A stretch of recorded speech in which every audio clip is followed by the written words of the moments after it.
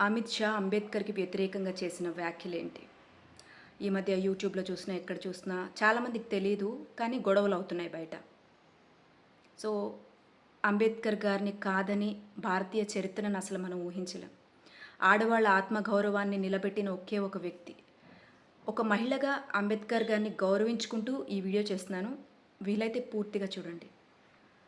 అంబేద్కర్ గారి ఘన కీర్తిని గుర్తించిన ఐక్యరాజ్య సమితి రీసెంట్గా అతని జన్మదినాన్ని పురస్కరించుకుని వారికి గుర్తింపు గౌరవం ఉండాలని దిశానిర్దేశం చేసింది. అంతటి మహనీయుడు అంబేద్కర్ గారు 2 రోజుల క్రితం భారత పార్లమెంట్లో రాజ్యసభలో కేంద్ర హోంమంత్రి అమిత్ షా చేసిన తప్పుడు వ్యాఖ్యలు నాలాంటి ఇంకా పీడిత ప్రజల్ని, మహిళల్ని, అంబేద్కర్ అభిమానుల్ని, భారతీయులందరినీ అగౌరవపరిచేలా, భారతీయతని ప్రపంచ దేశాల ముందు తగ్గించుకునేలా ఉన్నాయనిపించింది.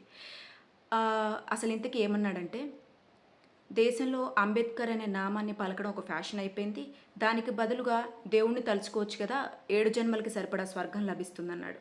కానీ వాస్తవంగా మాట్లాడుకుంటే స్వర్గం నరకం ఉన్నాయో లేదో తెలియదు, కానీ భారత ప్రజలు సర్వసుఖాలని అనుభవించేలా ప్రతి ఒక్కరూ ఉన్నతంగా చదువుకుని ఎదిగి భారతదేశ ప్రజలను ప్రపంచానికే దిక్సూచిలా ఉండేలా భారత రాజ్యాంగం అనే గ్రంథంతో అంబేద్కర్ దేశ బానిస చరిత్రను తిరగరాసి ప్రజలను కుల వర్గ మతాలకు అతీతంగా స్వేచ్ఛగా సంపూర్ణంగా నచ్చినట్టు బతికేలా మార్చారు అంబేద్కర్. అలాంటి అంబేద్కర్ని తక్కువ చేస్తూ అమిత్ షా చేసిన అనుచిత వ్యాఖ్యలు అతనివి మాత్రమే కాదు, అంబేద్కర్ పట్ల, అణగారిన వర్గాల పట్ల, మహిళల పట్ల ఉదాసీన వైఖరి ఎలా ఉంటుందో తెలుపుతుంది.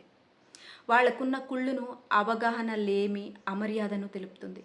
దేవుడు స్వర్గం అటుంచితే భారత రాజ్యాంగం మూలంగానే ఏ దేవుడు తెంపలేని సంఖ్యలను, అణగారిన వర్గాలకు అగ్రవర్ణాలు వేసిన మానసిక సంఖ్యలు తెంపబడ్డాయి అని గుర్తించండి. పీడిత ప్రజలను విముక్తులను చేసింది అంబేద్కర్. అంబేద్కర్ గారు కల్పించిన రాజ్యాంగ పుణ్యమా అనే బడుగు బలహీన వర్గాల వ్యక్తులు, మహిళలు నేడు నాయకులు అవ్వగలుగుతున్నారు. శూద్రులు అంటూ సూదులతో పొడవబడ్డారు ఒకప్పుడు. అలాంటి వ్యక్తులు ఎక్కడ ఏకు మేకవుతారో అని భరించలేకపోతున్నారు నేటి నాయకులు. మను చరిత్రని మంటల్లో కలిపి దానికి ధీటుగా భారత రాజ్యాంగాన్ని రాసిన వ్యక్తి అంబేద్కర్ గారు. కాబట్టి దేవుడితో సమానమే మాకు. గత 10 ఏళ్లుగా మోడీ ప్రతినిధిగా అధికారంలో ఉండగా ఎందుకు గ్రామస్థాయి నుంచి విప్లవాత్మకమైన మార్పులు కేంద్ర ప్రభుత్వం తీసుకురాలేకపోయింది? ప్రపంచంలో అనేక సంస్థలు చెప్పబడిన లెక్కలు పరిశీలిస్తే నేటికి కూడా మానవ అభివృద్ధి భారతదేశంలో ఎంతో వెనుకబడి ఉంది అని చెప్తున్నారు. దీనికి కారకులు ఎవరు? 140 కోట్ల మంది భారతీయుల గుండె చప్పుడు ఒక్క అంబేద్కర్ మాత్రమే అని గ్రహించలేకపోతున్నారు.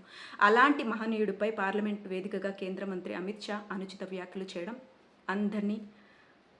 అంబేద్కర్ని మాత్రమే కాదు, అందరినీ అవమానించడమే.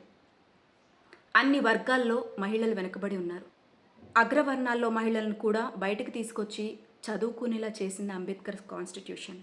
ఆ తర్వాత భారతదేశ చరిత్రని ఏ రాజకీయ నాయకులు మార్చలేకపోయారు, బెటర్గా చేయలేకపోయారు. ఒక మహిళగా ఇలా వీడియో పెట్టుకుని మీ ముందుకు రాగలుగుతున్నాను అంటే నాకు కాన్స్టిట్యూషన్ ఇచ్చిన వాక్ స్వాతంత్ర హక్కు, మాట్లాడే స్వేచ్ఛ, ధైర్యాన్ని ఇదంతా కల్పించింది అంబేద్కర్ గారు.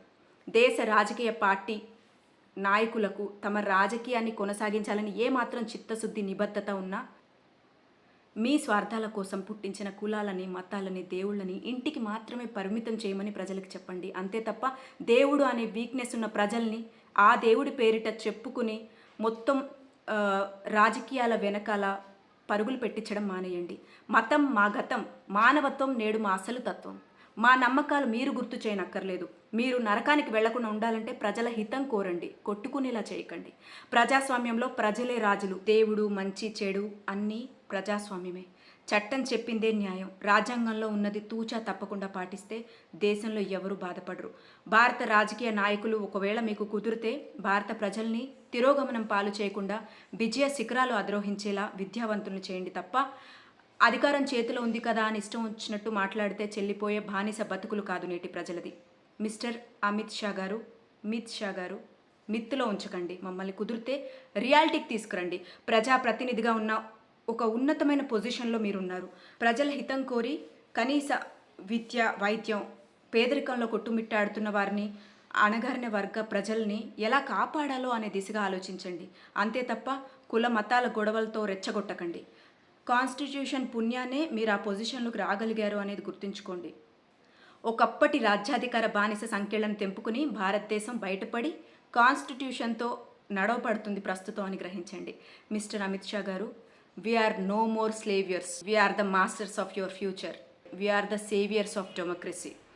డెమోక్రసీని నరాన జీర్ణించుకుని భారత్ ధీరులంగా ఎదుగుతున్నాం. మాకు మనోభావాలు ఉంటాయి మిస్టర్ అమిత్ షా గారు, గ్రహించండి.